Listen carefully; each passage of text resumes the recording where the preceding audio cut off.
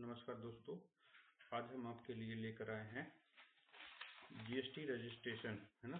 GST registration व्यापारी को क्यों जरूरी होता है, एक बिजनेसमैन को जीएसटी रजिस्ट्रेशन कब लेना चाहिए, कब नहीं लेना चाहिए। तो उससे पहले मैं एक आपको थोड़ा सा इंट्रो दूंगा कि व्हाट्स अ जीएसटी और what's a limit for GST registration, है ना। तो सबसे पहले हमारा एक टर्नओवर होता है कि अगर कोई बिजनेसमैन, अगर कोई व्यापारी अपना व्यापार करता है तो क्या उसे डे वन से जीएसटी रजिस्ट्रेशन लेना जरूरी होता है। तो आंसर है इसका नो, है ना। कोई भी व्यापारी अपने नाम से या मतलब स्पेसिफाइड नाम से वो व्यापार रन कर सकता है और उसको जीएसटी को रजिस्ट्रेशन लेने की जरूरत नहीं होती है। तो दूसरा क्वेश्चन बनता है कि कब तक जीएसटी की रजिस्ट्रेशन अनिवार्य रूप से नहीं अप्लीकेबल होता है। तो पहली लिमिट होती है, टर्नओवर लिमिट होती है। टर्नओवर लिमिट मतलब जैसे आपका प्रोडक्ट है, 100 रुपए का सेल होता है और एक दिन में 10 प्रोडक्ट सेल होते हैं, इट मीन्स आपका टर्नओवर हुआ 1000 रुपया। 100 रुपये का प्रोडक्ट हुआ, 10 प्रोडक्ट सेल होते हैं तो 1000 रुपये का आपका टर्नओवर हुआ। ये टर्नओवर एक दिन का नहीं देखा जाता है, होल ईयर, है ना। एक फाइनेंशियल ईयर का काउंट होता है। फाइनेंशियल ईयर मतलब अप्रैल से मार्च तक, 1 अप्रैल से मार्च तक। टर्नओवर गुड्स के केसेस में क्या है, मैंने मेंशन किया है कि 40 लाख रुपए तक से अगर आपका नीचे के व्यापारी हैं तो आपके लिए जीएसटी रजिस्ट्रेशन कंपलसरी नहीं है, ऑप्शनल है। चाहे तो आप जीएसटी रजिस्ट्रेशन करवा सकते हैं और चाहे तो अभी मतलब इंतजार कर सकते हैं 40 लाख के टर्नओवर का। जब उससे ऊपर होगा तब आपके लिए मैंडेटरी हो जाएगा, मैंने आपको यहाँ पर बताया। सर्विस सेक्टर में, फॉर एग्जांपल सर्विस सेक्टर जैसे सीए, आर्किटेक्ट, डॉक्टर, इंजीनियर, ये सब सारे व्यापारी या प्रोफेशनल कवर होते हैं सर्विस सेक्टर में। और उसकी एक टाइमलाइन है और वही एक साल में अगर 20 लाख से नीचे के व्यापारी हैं तो आपको जीएसटी रजिस्ट्रेशन अनिवार्य नहीं है, मतलब मैंडेटरी नहीं है। दूसरा क्वेश्चन है जीएसटी कब लेना चाहिए। मैंने बोला है इंटर स्टेट सप्लाई। अगर आपकी इंटर स्टेट सप्लाई क्या होती है, फॉर एग्जाम्पल यूपी का बिजनेसमैन है और एमपी में माल बेचता है या दिल्ली में माल बेचता है, तो एक प्रदेश से दूसरे प्रदेश में अगर आप सेल आउट करते हैं तो आपके केसेस में जीएसटी लेना जरूरी है। ठीक। अब जैसे फॉर एग्जांपल ऑनलाइन सेल, जैसे फ्लिपकार्ट है, अमेजन है और बहुत सारी एप्स के माध्यम से कोई सेल करते हैं तो आपके लिए जीएसटी रजिस्ट्रेशन जरूरी है, कंपलसरी है ना, चाहे आपका फिर टर्नओवर कम ही क्यों ना हो। ठीक है। तीसरी चीज, इनपुट टैक्स क्रेडिट लेना। इनपुट टैक्स क्रेडिट लेने मतलब कि जैसे आप कोई प्रोडक्ट लेते हैं तो उसमें क्या होता है, जो वहाँ का डिस्ट्रीब्यूटर होता है, मैन्युफैक्चरर होता है, तो वो आपसे जीएसटी चार्ज करता है। अगर वो आप आईटीसी क्लेम कराना चाहते हैं अपने बिजनेस में तब भी आपको जीएसटी लेना कंपलसरी है ना। ठीक है। तीसरा, 3 क्वेश्चन मैंने आपको बता दिए। चौथा आपका रिवर्स चार्ज स्पेशल केसेस। जैसे बहुत सारी सर्विसेज में रिवर्स चार्ज का कॉन्सेप्ट है। जैसे ट्रांसपोर्टर, है ना। ट्रांसपोर्टर के केस में क्या होता है, जो भी ट्रांसपोर्टर सर्विस प्रोवाइड करते हैं अपने कस्टमर को, उस केस में जीएसटी रजिस्ट्रेशन लेना जरूरी है, मैंडेटरी है। तो ये कुछ ऐसे मुद्दे हैं, इन डिटेल जानने के लिए हमारे दिए गए नंबर पर संपर्क कर सकते हैं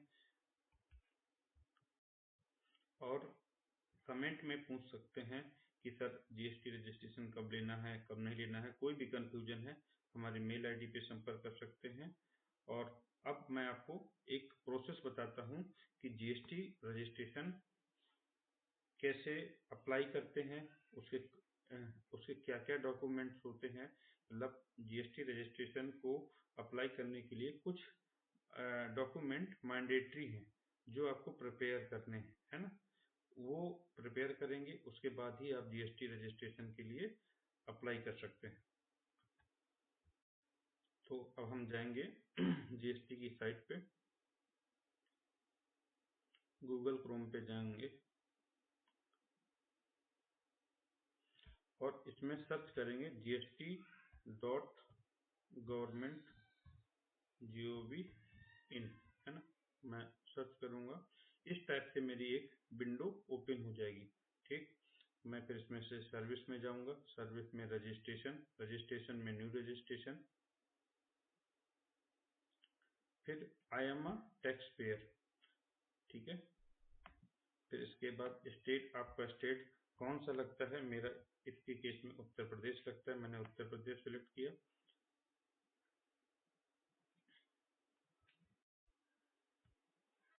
इसके बाद मेरा डिस्ट्रिक्ट, उत्तर प्रदेश सिलेक्ट करने के बाद मेरा डिस्ट्रिक्ट आएगा, डिस्ट्रिक्ट मेरा लखनऊ है।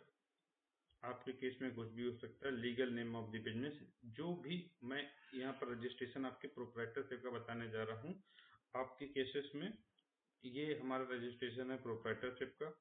और आप अगर जैसे पार्टनरशिप, कंपनी रजिस्ट्रेशन, HUF, है ना, प्राइवेट लिमिटेड, पब्लिक लिमिटेड का रजिस्ट्रेशन देखना चाहते हैं तो हमारी दूसरी वीडियो का इंतजार करिए, उसमें आपको दिखाया जाएगा कि कैसे प्रोप्राइटरशिप के अलावा भी GST रजिस्ट्रेशन अप्लाई कर सकते हैं आप। तो मैंने यहाँ पर पैन कार्ड नंबर उनका डाला।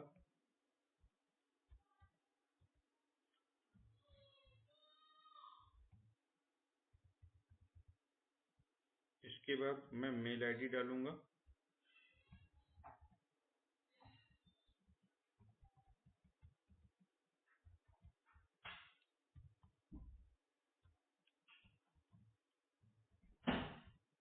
मैंने मेल ID डालने के बाद नंबर मेंशन करूंगा।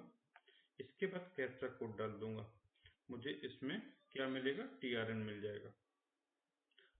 TRN मिल जाएगा। जैसे पैन कार्ड का डिटेल बता रहा है कि कुछ गलत है, तो पैन कार्ड में एक बार रीचेक करूंगा। पैन कार्ड मैंने रीचेक किया। पैन कार्ड सही होने के बाद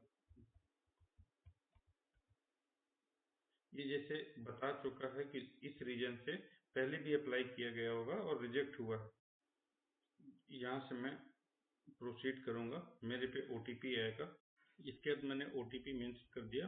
OTP लिखने के बाद मैं प्रोसीड पे जाऊंगा, है ना। अगर मेरा OTP सही हुआ तो मेरा एक TRN जनरेट हो जाता है, जो मेरे लिए बहुत ज़्यादा नेसेसरी है जब तक मेरा GST रजिस्ट्रेशन अप्रूवल नहीं हो जाता है ना। तो मुझे इसको लिख के रखना है। मैं इसको कॉपी करूंगा TRN को, प्रोसीड पे जाऊंगा और जो TRN मैंने लिख के रखा हुआ है यहाँ पर पेस्ट कर दूंगा, है ना, ये लिख लूंगा, है ना, 0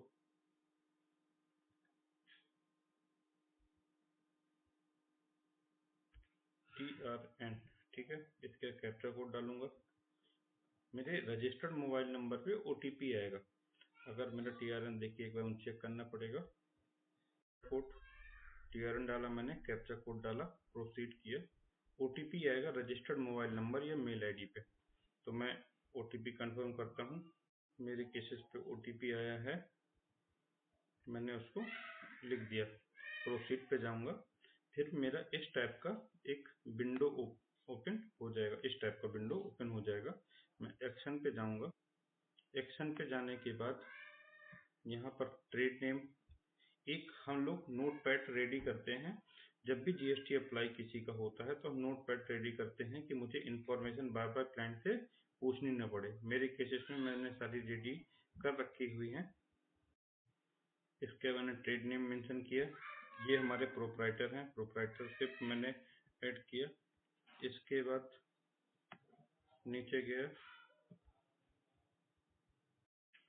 इसके बाद ये बाय डिफॉल्ट जैसे डिस्ट्रिक्ट वगैरह ये लिख के आएगा। हमारे केस में इनका टर्नओवर एक्सीड नहीं हुआ है, मैंने इनका वॉलंटरी बेसिस में इनको GST रजिस्ट्रेशन चाहिए, तो और वॉलंटरी बेसिस में कब से चाहिए, तो मैंने इनको मेंशन कर दिया।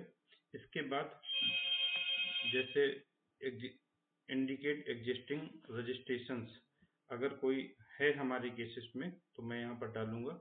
ये मोस्टली ये जो टेबल है उस पर्पज से बनाई गई है जिनका कंपनी है, LLP है, पार्टनरशिप है ना। तो प्रोप्राइटरशिप के केसेस में एप्लीकेबल नहीं होती है। सेव एंड कंटिन्यू पे जाऊंगा। नो, ये हमारे लिए एक, तो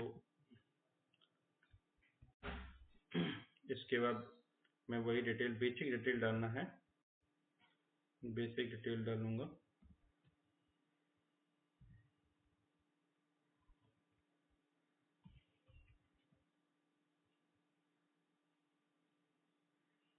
इनके पिताजी का नाम डालना है, फिर मेरे को डेट ऑफ बर्थ डालनी है,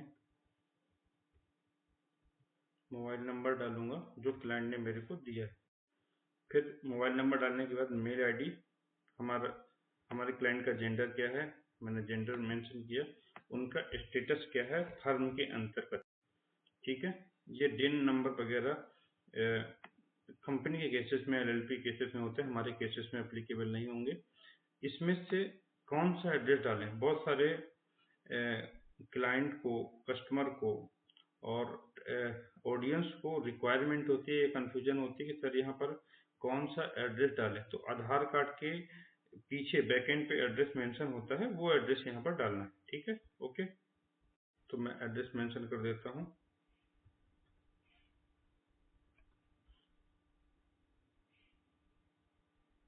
ठीक है। आधार कार्ड एड्रेस डाला, इसके बाद मैंने फोटो अपलोड कर दी, क्लाइंट की फोटो अपलोड करेंगे। यहाँ पर भाई, यहाँ पर फोटो अपलोड हो गई। इसके बाद आल्सो ऑथोराइज सिग्नेटरी पर यस करेंगे, सेव एंड कंटिन्यू करेंगे, यस करेंगे। हमारा इस टाइप से विंडो एक ओपन हो जाएगा, यस करेंगे। इसके बाद save and continue, save and continue. ये हमारी प्रिंसिपल प्लेस ऑफ बिजनेस की टैब है और इस पे हम अपने प्रीमाइसेस का एड्रेस फिट करेंगे, ठीक है। जो भी प्रीमाइसेस में ऑफिस ओपन करना चाहते हैं, कोई शॉप है तो उस पर व्यापार रन करना चाहते हैं, तो उसमें दिए गए एड्रेस को यहाँ पर फुलफिल करेंगे। जैसे इसमें पिन कोड नंबर डालेंगे, इसमें डिस्ट्रिक्ट डालेंगे, है ना, जिस डिस्ट्रिक्ट से आप हैं, जिसमें आपका प्रीमाइसेस ओपन किया जा रहा है। एड्रेस डालने के बाद मुझे सेलेक्ट सेक्टर करना होता है, मेरा किस सेक्टर पे बिलोंग करेगा। कमिश्नरेट हमारा जो लगेगा वो हम, इसका सारा हमारे पास नोटिंग पैड पे नोट होना चाहिए, है ना। इसके बाद हम प्रीमाइसेस में nature of position of premises, आप ओनर हैं, आप रेंटेड पार्टी हैं, जो भी हैं उस हिसाब से आप इसमें सिलेक्शन करेंगे। मेरे पास ये जो प्रीमाइसेस है उनकी है फादर की, है ना, तो मैंने कंसेंट लेटर लिया हुआ है हमारे क्लाइंट ने, मैंने कंसेंट लेटर अपलोड कर दिया, अपलोड हो गया। इसके बाद इलेक्ट्रिसिटी बिल, उस प्रीमाइसेस का इलेक्ट्रिसिटी बिल भी चाहिए होता। अगर आपका रेंटेड है तो rent agreement plus electricity bill लगेगा। मेरा प्रीमाइसेस जो है वो है मतलब रिलेटिव का है, इसे मुझे कंसेंट लेटर लिए, मैंने यस किया। यस करने के बाद मैं आगे बढ़ूंगा, कंटिन्यू पे जाऊंगा। अगर आपका एडिशनल प्लेस ऑफ बिजनेस है तो इस ऑप्शन को आपको फुलफिल करना होगा। हमारे केस में एप्लीकेबल नहीं है, हमारे जो क्लाइंट हैं वो सोलर के हैं, सोलर का है, मैंने सोलर के सेशन सिलेक्ट करूंगा। एटलीस्ट 3 आपको एचएसएन डालने जरूरी है ना। आप सर्विस सेक्टर के हैं तो सर्विस सेक्टर के डालेंगे, अगर आपका गुड्स है तो गुड्स के डालेंगे। ये जरूर तो ध्यान देना होता है, नहीं तो इसमें क्वेरी डिपार्टमेंट आपको रेज करता है, ठीक है।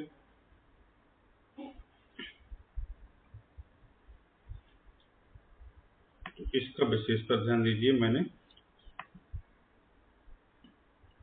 नोट पैड पे रेडी किया हुआ। सेव एंड कंटिन्यू पे आगे बढ़ूंगा, फिर मैं सेव एंड कंटिन्यू से आगे बढ़ूंगा। अब इसमें आधार ऑथेंटिकेशन की डिटेल आती है ना, तो आधार ऑथेंटिकेशन में यस करूंगा, वेरिफिकेशन करूंगा। वेरिफिकेशन यहाँ पर सिलेक्ट करूंगा ऑथोराइज सिग्नेटरी, यहाँ पर प्लेस पे लोकेशन का नाम, जिस आप जहाँ पर जिस सिटी पे आपकी प्रेमाइसिस है उसका आपको प्लेस डालना होता है। इसके अंदर OTP आएगा, OTP डालूंगा। OTP के बाद वैलिडेट OTP करूंगा, सक्सेसफुल हो जाएगा। ये हमारा एक GST रजिस्ट्रेशन प्रोसेस कंप्लीट हुआ। Thank you so much. अगर हमारा चैनल, हमारी वीडियो आपको पसंद आती हैं और अगर हमारे चैनल पे आप जुड़ना चाहते हैं तो प्लीज़ सब्सक्राइब करें, लाइक करें, कमेंट करें। कोई भी क्वेरी हो कमेंट करें और दिए गए नंबर पर संपर्क कर सकते हैं। Thank you so much.